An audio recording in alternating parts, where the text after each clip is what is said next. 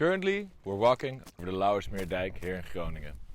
This dike needs to be reinforced to protect the people from the Netherlands from the rising sea levels. To support ecosystem restoration within this construction project, several elements have been placed to create habitats. These habitats provide food, shelter and a safe space to reproduce for marine life.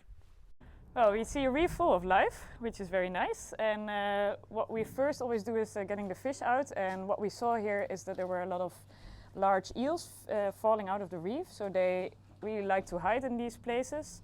Also baby eels.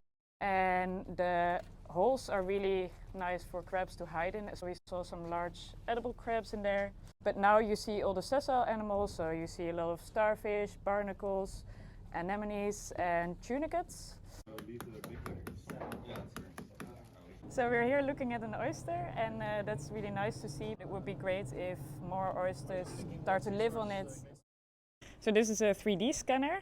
We use it to scan all the reefs, and because we do that every year, we can see how the reef develops over time. For example, in volume, and if there's more species actually accumulating. So it's a really cool tool to keep track of the reefs.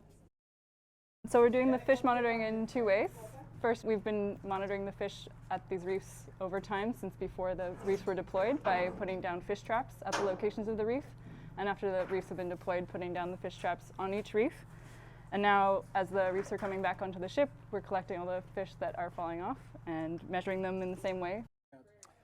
This is a tunicate. It's a filter feeding organism.